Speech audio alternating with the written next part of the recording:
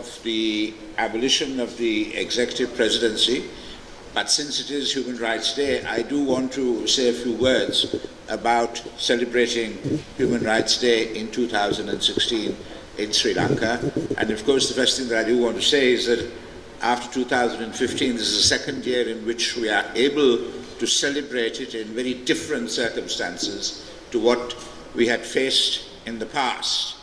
And precisely because it is different circumstances to what we faced in the past, we mustn't fall into the trap, and I use that word deliberately, fall into the trap of thinking in the same ways as we did before. We need to acknowledge that change, understand that change, recognize as to what that change does entail. Very briefly, I think right up to that point in 2015, we had a broad and indeed strong unity on the basis of what we were against in terms of what was happening in this country. We knew what we were fighting against and, of course, what we were fighting for. But now we have a different situation in which the resistance to what we are advocating is nowhere near what it was in those 10 years before. Some of what we are saying has been taken on board. In fact, if you look at the program of this Yahapalana government, it is our program. I keep saying this and I want to say this again to you. This is a program which liberal civil society defined and defended in the most inhospitable circumstances over 2.5 decades. It's our program. And therefore it throws to us that challenge of whether we have a special responsibility in ensuring that that program is realized, if not in full measure, in substantive measure. I don't think, and that's the point that I want to emphasize, I don't think we have the license or the liberty to sit on the sidelines and criticize. We have to engage in a critical and constructive engagement with the government on the basis of shared values and common objectives. We aren't so weak, morally weak, that if we work with government, we must invariably get co-opted. Surely, we can work with government, not lose our independence or our integrity. I think we have to bear that in mind.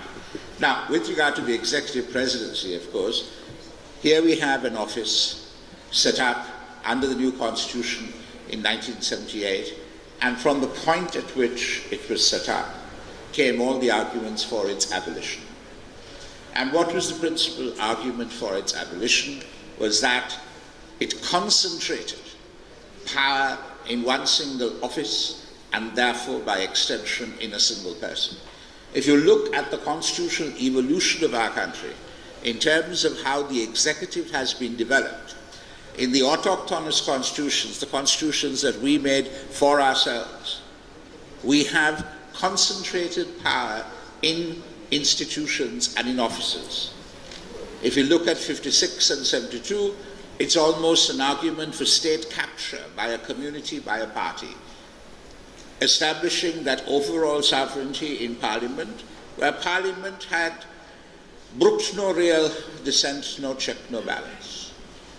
You move from that to 1978 when you invest all these powers, which the first inhabitor of the office very famously or notoriously said, the only thing I can't do is change the sex of an individual. So from that point onwards, we have gone on to a political culture which is fundamentally anti-democratic and fundamentally problematic in terms of the resolution of the conflicts that we've had, a deficit with regard to governance, and very especially a burgeoning ethnic conflict. One of the arguments that Jaja Wardner and the UNP gave in the 1970s was you needed a strong executive to ensure uninterrupted and smooth economic development. But interestingly, after the executive presidency was set up, we had an insurgency in the south within 10 years, and within roughly the same period of time, a civil war which went on for 3 decades. All those arguments about stable government did not hold. The history suggests otherwise, because at the end of the day, if all power is invested in one hand, in a sense, I love this notion of power being somewhat like water at the end of the day. If you try to hold it all in one hand, it'll seep out.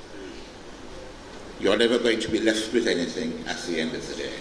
So if we are to move towards a constitutional architecture which meets the aspirations of all our people, which addresses their grievances, we have to be able to diffuse power through that architecture.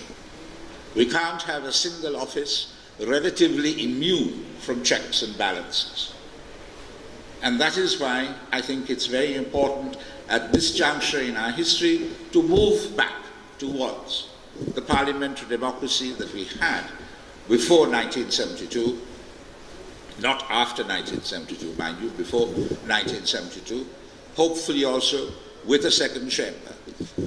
One argument that might muddy the water somewhat or might sort of raise questions is one that comes out in the current debate, that the president of the country should have some special powers or responsibilities with regard to the devolution framework, with regard to mediating when there are problems between provinces, when there are problems between a province and the centre, as to whether there should be a special power and function allocated to the president.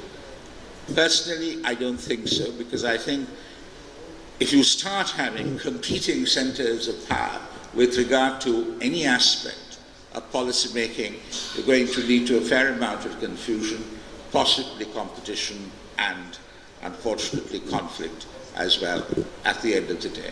So my argument for getting rid of the executive presidency is that we need to diffuse power through the constitutional architecture of this country. There's a democratic deficit that has to be bridged. There is the outstanding business of a political and constitutional settlement to the ethnic conflict. Both of those require proper parliamentary system of government with proper, strong, sturdy checks and balances on the exercise of executive power. So let's end the debate of almost 3 decades now with regard to should there be an executive presidency or not, and get rid of the damn thing once and for all. Thank you.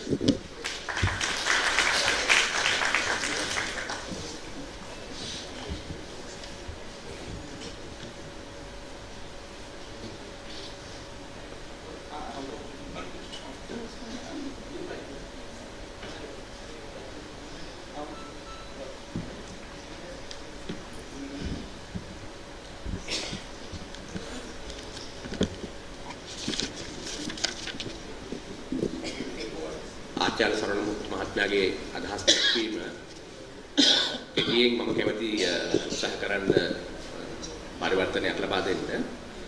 ඉංග්‍රීසි භාෂාව කතාව ඔහුගේ අදහස මූලික වශයෙන් කිව්වොත් එදා අපි සටන් කළා. ඒ සටන කරනකොට සටන් කළේ කාට එරෙහිද කියලා අපි දැනගෙන හිටියා. නමුත් අදිතේද්දි සටන අපි කරන්නේ කාට එරෙහිද කියන ප්‍රශ්නය ගත්තම ඒක සංකීර්ණ ප්‍රශ්නයක්. කෙසේ වුවත් අද මේ යහපාලනයේ රජය බලයටපත් වී තිබෙනවා. මේ රජය බලයටපත් වී තිබෙන්නේ ලිබරල් සිවිල් සමාජය විසින් ඉදිරිපත් කරපු න්‍යාය පත්‍රයක් මත කියන එක අපි අමතක නොකළොත්. ඒ න්‍යාය පත්‍රයේ මත බලයටපත් වෙලා ඒ ක්‍රියාත්මක කිරීම සඳහා කටයුතු කරගෙන රටකොට රජය අපට අයිතියක් නැහැ සිවිල් සමාජය වශයෙන් පැත්තකට වෙලා බලාගෙන ඉන්න. ඒ නිසා අපි මේ රජයේ ක්‍රියාමාර්ග සමග සම්බන්ධ වෙමින් විවේචනාත්මක සහයෝගය දැක්වීම සිදු කළ යුතුයි. මෙසේ ක්‍රීමේදී අපි රජයට පවර ගත්තයි. රජයේ විසින් අපිව අනුගත කරගත්තයි කියන චෝදනාව එල්ලවීමට පුළුවන්. නමුත් රජයට ඇතුළු නොවි රජයට යටත් නොවි රජය සමග කටයුතු කිරීමට ශක්තිය අපට තිබිය යුතුයි. ප්‍රධාන මාතෘකාව වන විධායක ජනාධිපති ක්‍රමය හොස් කිරීම සම්බන්ධ සාකච්ඡාවට පිවිසුණු ඒ සාකච්ඡාවේදී අපි 78 තමයි පූර්ණ බලති විධායක ජනාධිපති ක්‍රමයක් ඇති කරනු ලැබුණේ. 1972 දී අපි අපේම ආණ්ඩුක්‍රම ව්‍යවස්ථාවක් හදාගත්තා. ඒ ව්‍යවස්ථාව මගින් පාර්ලිමේන්තුව ජාතික රාජ්‍ය සභාව මගින් ලෙස නම් කරලා එයට පූර්ණ බලතල ලබා දුන්නා. ඒ ඇත්ත වශයෙන්ම රාජ්‍ය ග්‍රහණයට ගැනීමක් වුණා. එය පක්ෂයක් විසින් ජන කණ්ඩායමක් ජන ප්‍රජාවක් විසින් මුළු මහත් රාජ්‍ය ග්‍රහණයට ගැනීමක් ලෙස තමයි සිදු වුනේ. ඉන්පසුව ඒක ප්‍රතිචාරයක් වශයෙන් 78 ආණ්ඩුක්‍රම ව්‍යවස්ථාව පැමිණියා. 78 ව්‍යවස්ථාව තුළ තමයි විධායක ජනාධිපති ධුරය ඇති කරනු ලැබුණේ. විධායක ජනාධිපති ධුරය මගින් රටේ ස්ථාවර භාවයක් ඇති වෙනවායි කියන තර්කය තිබුණා. සිවිල් යුද්ධය නිසා අවුරුදු 30ක සිවිල් යුද්ධය ඇති වුණේ මේ විධායක ජනාධිපති ක්‍රමය පවතින අවස්ථාව. ඒ වගේම දකුණේ බරපතල කැරැල්ලක් පැන ලැබුණේ ඒ කාලේ. ඒ නිසා මේ ස්ථාවර භාවයක් ඇති වෙනවාය විධායක ජනාධිපති ක්‍රමය මගින් කියන අදහස ඇත්ත වශයෙන්ම යථාර්ථවාදී දෙයක් නෙමෙයි. එය බිඳ වැටෙනවා.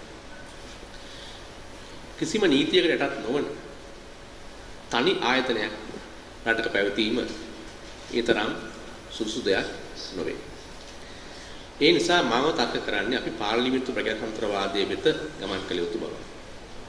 පාර්ලිමේන්තු ප්‍රජාතන්ත්‍රවාදය කියන්නේ 72ට පස්සේ හදපු එක නෙමෙයි 72ට පෙර තිබුණු පාර්ලිමේන්තු ප්‍රජාතන්ත්‍රවාදයේ කරා අප ගමන් කළ යුතුයි. ජනාධිපතිවරයාට යම් බලයක් තිබිය යුතුයි කියන තර්කයක් තිබෙනවා විශේෂයෙන්ම බලය බෙදා හැරුණු ව්‍යුහයක් තුල. පළාත් වලට බලය බෙදා හැරුණු තත්ත්වයක් යටතේදී ජනාධිපතිවරයාට බලය තිබිය යුතුයි කියන තර්කය මම නම් පිළිගන්නේ නැහැ. ඇත්ත වශයෙන්ම මම කියන්නේ එකිනෙක හා තරඟ වදින බල කේන්ද්‍ර දෙකක් පැවතීම සුදුසු දෙයක් නෙමෙයි. මගේ තර්කය අපි මේ අවස්ථාවේදී විධායක ජනාධිපති ක්‍රමය සම්පූර්ණයෙන්ම ඉවත් කළ යුතුයි. ඉවත් කළා මේ රටේ ප්‍රජාතන්ත්‍රවාදී කියන හිඟයක් තියෙන මේ හිඟය මේ ඩෙෆිසිට් එක පුරවන්න. ඒ පෙරීම සඳහා අපි කටයුතු කළ යුතුයි. ඒ වගේම ආණ්ඩුක්‍රම ව්‍යවස්ථාමය විසඳුමක් මගින් ජාතික ප්‍රශ්න විසඳුමක් සෙවීමේදී ඒට වඩාම සුදුසු වන්නේ විධිමත් පාර්ලිමේන්තු ආකෘතියක් ඇති කිරීමයි කියන අදහස. බොහෝ ස්තුතියි.